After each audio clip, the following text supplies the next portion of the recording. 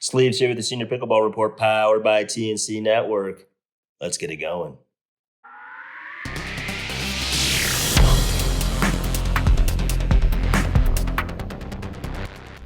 Okay, today we talk with Alka Stripolli. She is a member of the Indy Drivers National Pickleball League champs inaugural season.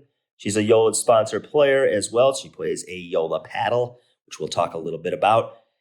But before we get to all that, if you like the content, consider subscribing to the channel. Check out all our links in the description as well as our newsletter below.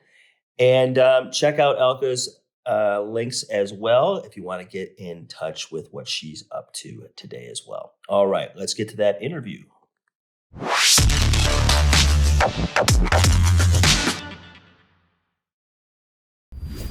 All right, folks, let's welcome to the show Alka Stripolli. She is from the Indy Drivers, the first champ of the National Pickleball League, the inaugural season, and they came from the 3 seed to win it all. So congratulations and welcome to the show.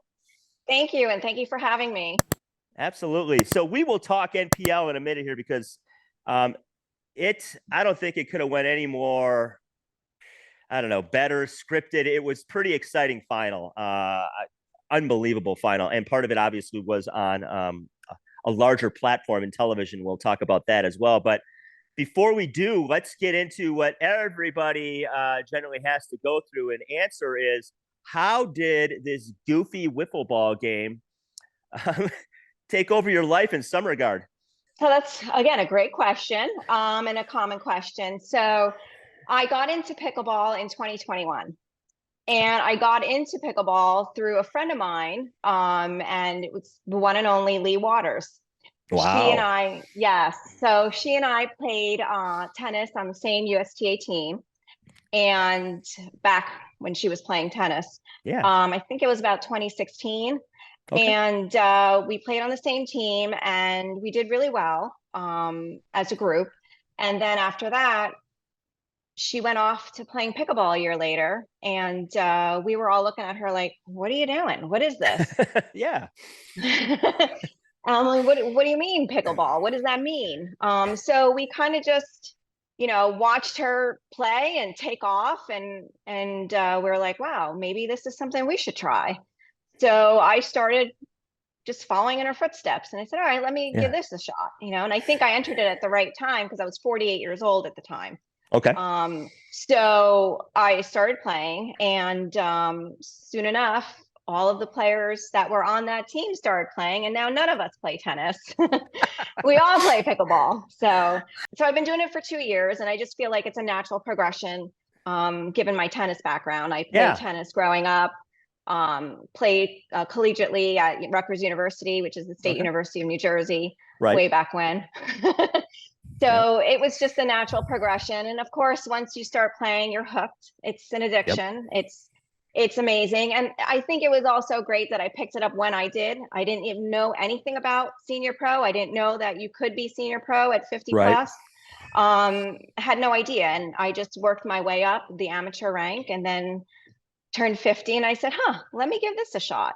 Yeah. I think I could do it. If I can hang with the 19 and 35-year-olds, I think I can hang with the 50-year-olds. Right. And this was my rookie year, so to speak.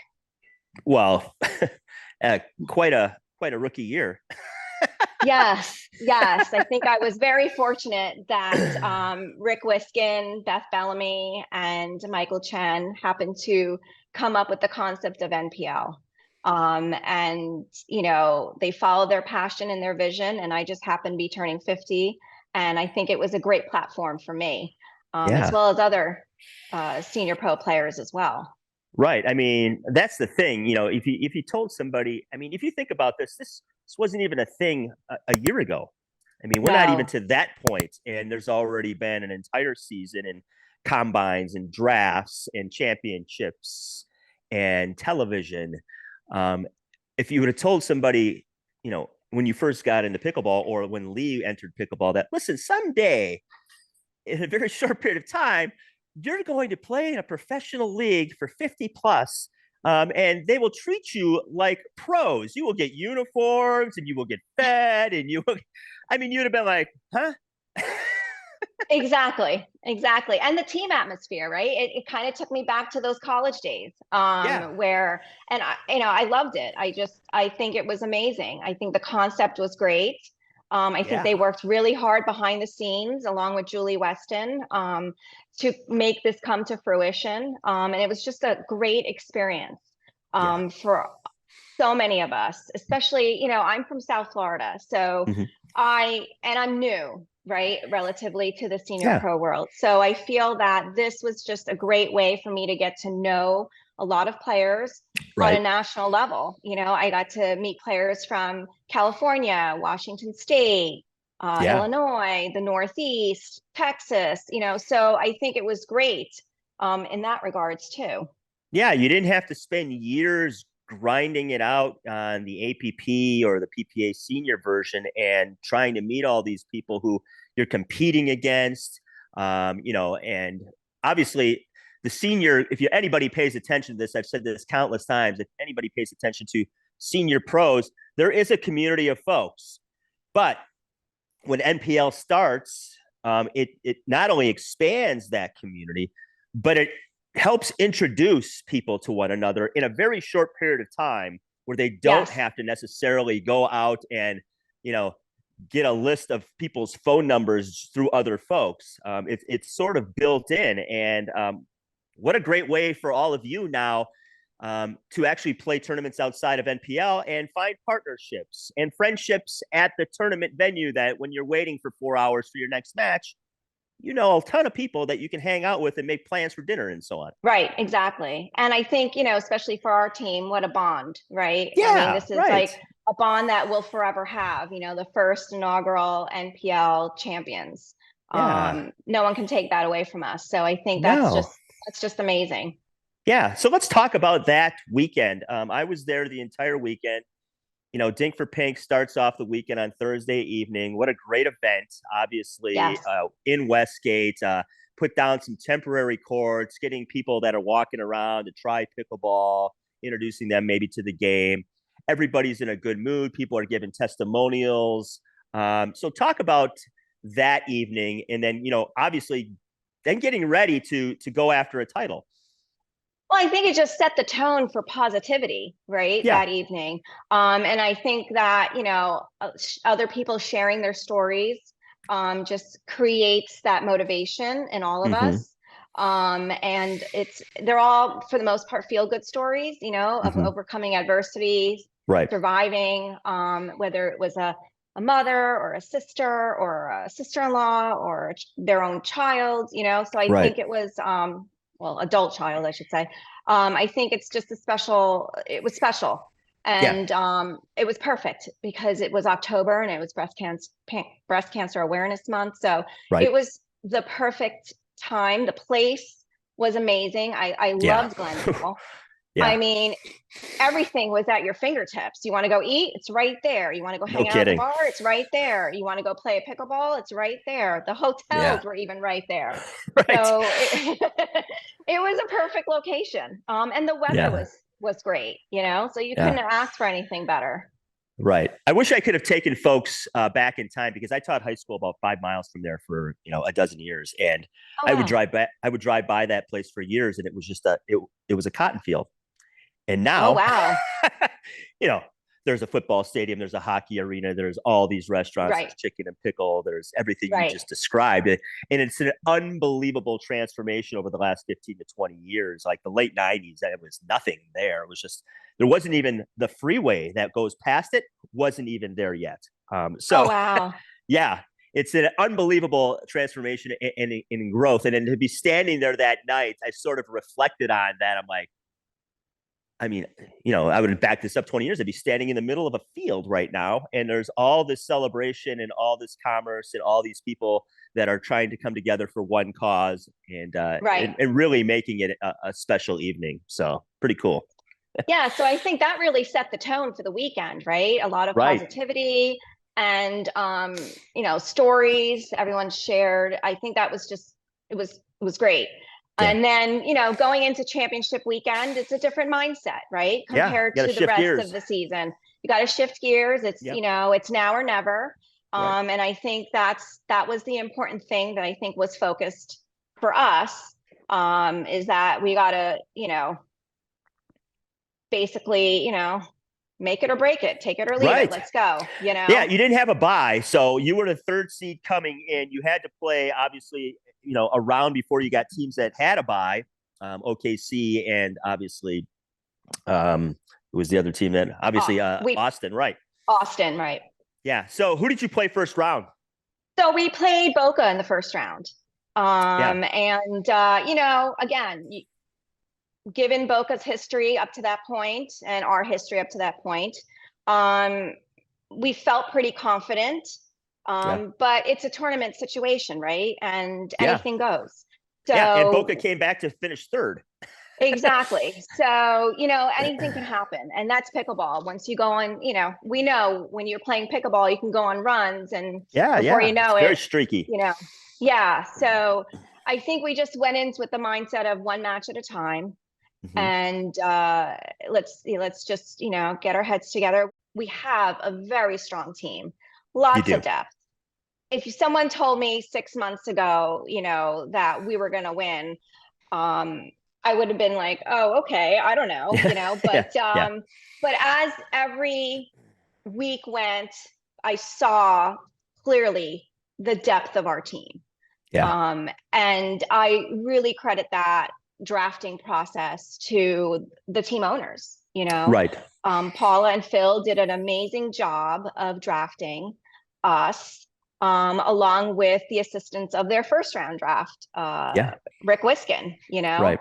And I think I assume that Rick had some input once he was drafted in helping out, and kind of guiding Paula and Phil along the process. So I think they did an amazing job because, as you know, you have 4 lines going into championship weekend. Right. So I think you have to have depth. And they did a great job of doing that. So I think once we got through Boca, and then the next day we had OKC. Again, it's, we had nothing to lose. We had nothing to lose. We were the third seed. And the past couple times we had played OKC, we had gone to Dream Breakers. And so I think that's what they call them, Dream Breakers. Team breaker. Team breakers, sorry. I knew what you meant. Mixed up. I'm getting it mixed up with MLP. So the team breakers. So we know we were right in there with them. It's just a matter of, a couple points here or there. So, and we had nothing to lose. And I think that was the most important thing in that head-to-head match. Yeah, I agree. And I feel like, as somebody who was sort of on the outside of this, because I spent all day, pretty much every day there. And you could feel the energy kind of come and go from different groups within the building. But what I did notice, and I noticed this all the way into what I would call, the speeches before the final, where, you kind of get everybody in together.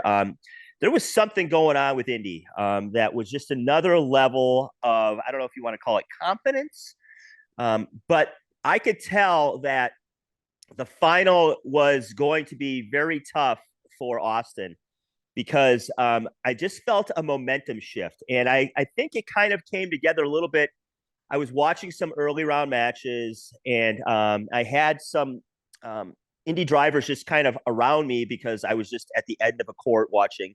And I did feel, I felt a calmness, which I generally associate with confidence. And then I went and watched, after trying to set up the whole TV thing with CBS and the delay, I just noticed that it just sort of was just rolling off a lot of the Indy people. And then I watched Rich and Rick play Scott and Jose in an epic match.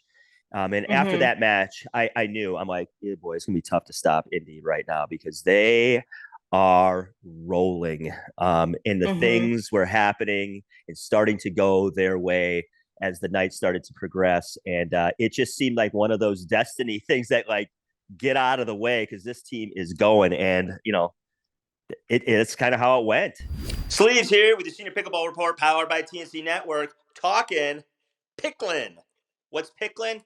It's a little 5-foot wide net that you can use when you just want to pepper around with somebody, hit it back and forth. You don't have any space, but you just need, a couple feet. You can put it up against the wall, legs kind of fold in. Really simple fold-up design, goes into a nice little carrying case. $50. Link in the description. Great practice tool because when you're playing against the wall and just having a line, you still don't have that visual like you do in a game, in that peripheral, which is the net. And there's something different about practicing against the wall with a net. Trust me, I just started doing it, and I did it with pickling. Link in the description. See you next time. And hey, let's pickle. And see what I did there. Are you looking to stay up to date on the latest pickleball news and tips?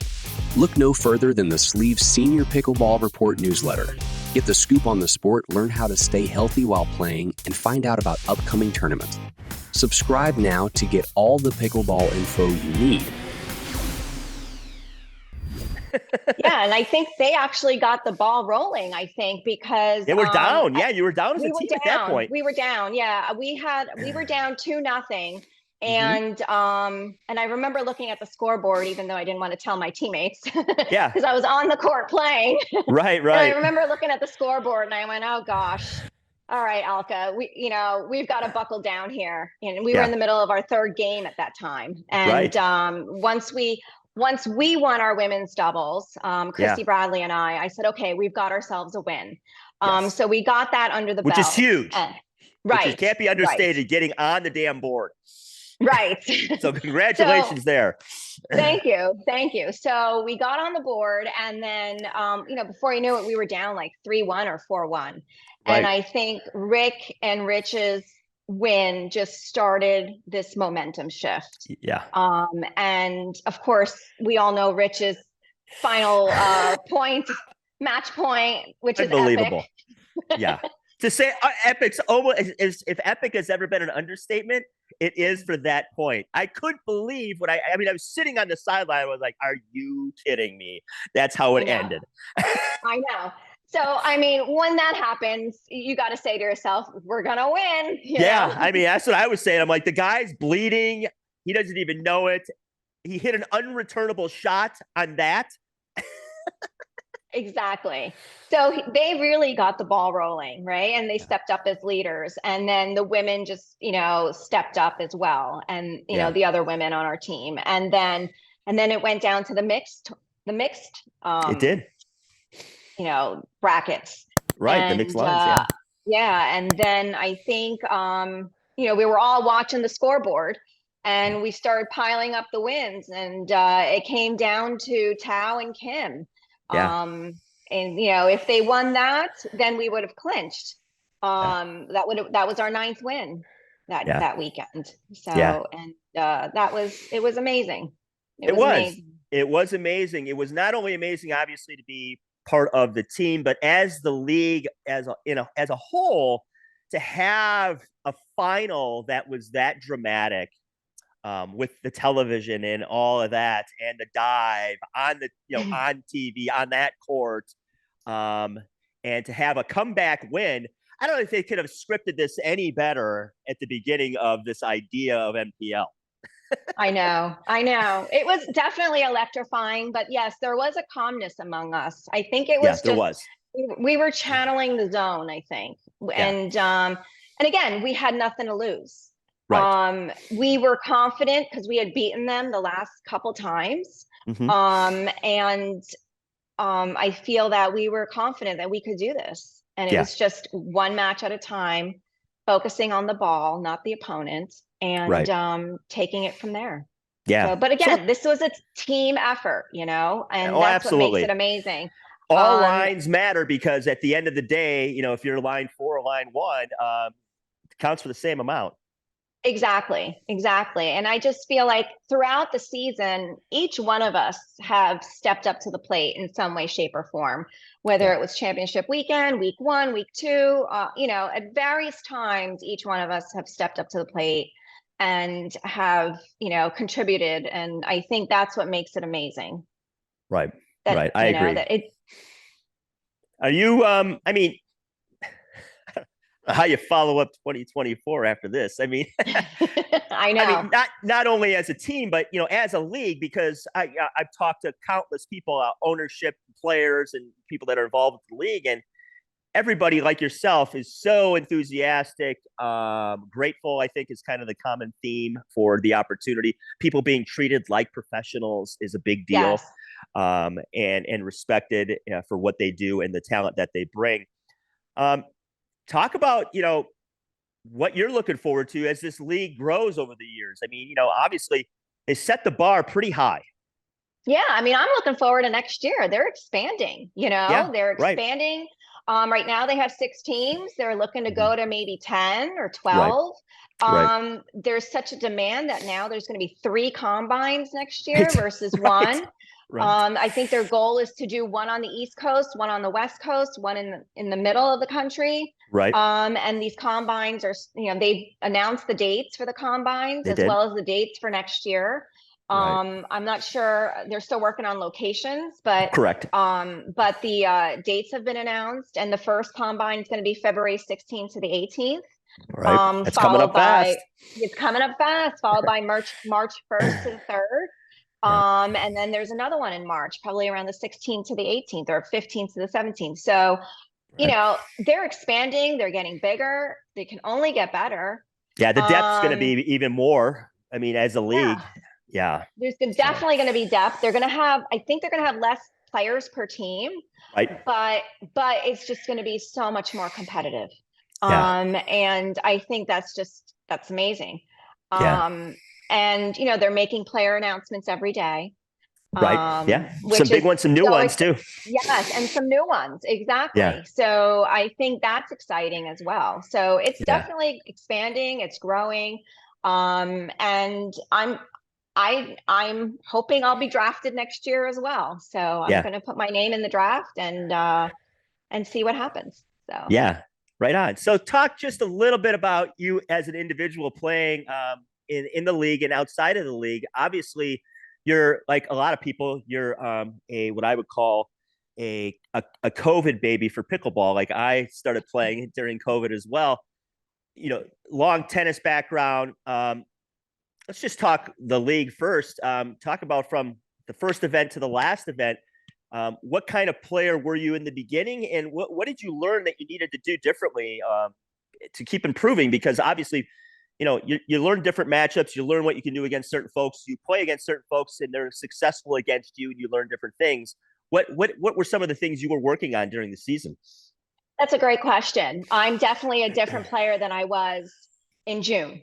Mm-hmm. Um, you know, Having the veterans on our team really, really helped, gave you an extra insight, and Yeah. having the opportunity to play with those veterans. Right. Um, you know, Whether it was mixed doubles or women's doubles, I got an opportunity to play with Christy Damaraki, Natalie Mm-hmm. Shaw, Kim Jade.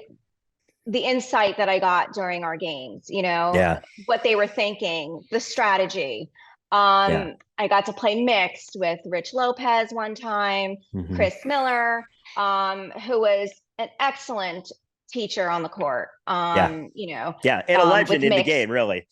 Yeah, I mean, Yeah. mixed is going to be tough, right? I Mm-hmm. think it's probably one of the toughest ones. If you had to pick gender doubles or mixed doubles, to me, mixed doubles, you have to really be a support player and know what to do and how to do Yeah. it. And so I think he really did a great job of taking me under his wing and Yeah. explaining things to me and teaching in the moment. Yeah. And because I'm a student of the game, even though I've been doing this for 2 years. Yeah. So if you explain something to me and say, this is what I need to do and this is why, I'm there. I'm going to do Yeah. it. Yeah. And so I think that it's definitely improved my game for Sure. sure. For sure. And I think all of us as players, we're not the same players that we were before either. Right. And Right. the other thing that we also, or I personally tapped into, was the strength and conditioning. You got to be out there Yeah. and you got to be, even though you're only playing, 2 teams a day during the regular season, it can be exhausting. You're Yeah. there 12 hours. You're cheering on your teammates. You're warming up in between. Then you're going back on the court. Then you need to cool down. Then you need to eat, so you have to come up with a game plan of your own as to how you're going to structure your day, which is a lot different than doing it in a tournament, whether it's an APP or PPA tournament. So, I did a lot of strength and conditioning work off the court. And I think that really made a difference, reduced injuries also, to help reduce injuries. So I think that really helps and makes a difference. Yeah, absolutely. Because if you're playing a chicken pickle, whether you like it or not, you're spending a lot of time on your feet standing on cement. Yes. Which is no joke on your ankles, in your knees, in your hips. And sometimes you're sitting hours between those matches, in which, people are like, oh, you only played twice today. Yeah, but they were like 4 hours apart. And by the way, it's not rec play. Like most of these games are going to 3, win by 1, and they're highly intense. Yes. Yes. So. It's mentally challenging, aside from physically challenging, it's mentally challenging. You're right. I didn't even think of that aspect. At 10-10, whoever wins the next point wins, if you're serving. So it's a different mentality. So. Right. Absolutely. Well, let's talk briefly before we get you out of here about like what's, because obviously the season doesn't start for NPL for a while. And, before it came along, people were playing, and they still do. They play, they play other events. So what have you got going on for the rest of the year? And what do you got going on to prepare yourself for next season? So it's been a very busy year as a rookie on this senior pro tour. But moving forward, we've got nationals in 2 weeks over in Dallas. You're playing? So I'm playing that. I'm looking forward to that. Right on. And then a week later, I'm going to be in Daytona playing the PPA Florida Open. And then I'm going to take a couple months off for the holidays. And during that time, I'm going to be really focusing on off-court training and on-court training, but a lot of off-court training with strength, conditioning, and that kind of stuff, and getting stronger. And then going to kick off the season in January, with some APP tournaments and see how that goes. Right on. Who are you playing nationals with? I'm playing nationals with Ellen Novoseletsky. She is the U.S. Open bronze medal women's doubles winner. So that's going to be exciting. So she's no joke. She and I have played a few tournaments together this year. And have been successful. And, it's a good pairing for us. And I think, we're going to go into nationals and see how it goes. We have nothing to lose, right? Right. Yeah. Big tournament, obviously, in Dallas. So different venue. I've heard, the infrastructure that they're building for this is supposed to be incredible. Not only just for the courts, but for retail and all that kind of stuff. Right. Yeah. Right. Should be pretty cool. Let's talk right before we get you out of here. Who supported you, obviously, over this? Because, this isn't something people do on their own. It's not in a vacuum. People have to rely on a lot of other people so they can do some of these cool things. So talk about that and, some of your sponsorships, and we'll get you out of here.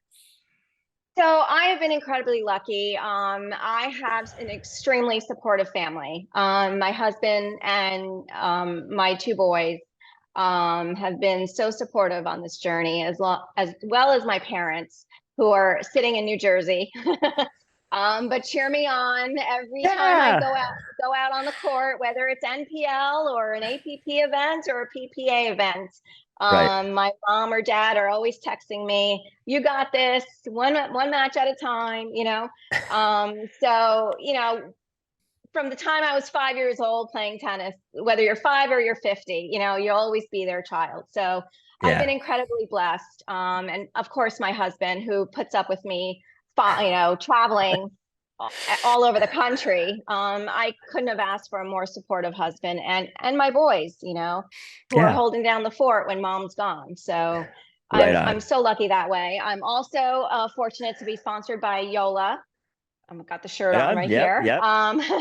So Team Joola has been incredible during this pickleball journey of mine. And taking on someone like myself who is relatively new to the sport, but they see my potential, they see what I've done up to this point, and I can't be more appreciative for their support. So, Right on. What paddle you play with? I play with the Radius. Oh, right on. Yeah. Cool. Yeah, right on. Yeah. So I love it. It's lightweight. It's the head is a little different. You know, it looks like a ping pong paddle. Yep. But it's very lightweight, and I love it because, you know, obviously when you're in a firefight, you have to have quick hands, and you know, I'm not the tallest, I'm not the, you know, strongest, but that paddle for me is perfect. Yeah, obviously it's been pretty successful. So you've had a heck of a year. Well, thanks for coming on. I really appreciate your time. And obviously it was fun to watch you all compete and to watch you, you know, come in and in a league that's just really starting to roll, and then grab a championship and get to play with some unbelievably talented people. And obviously you're super talented in your own regard. So congratulations. Thanks. I just want to give a shout out to my teammates.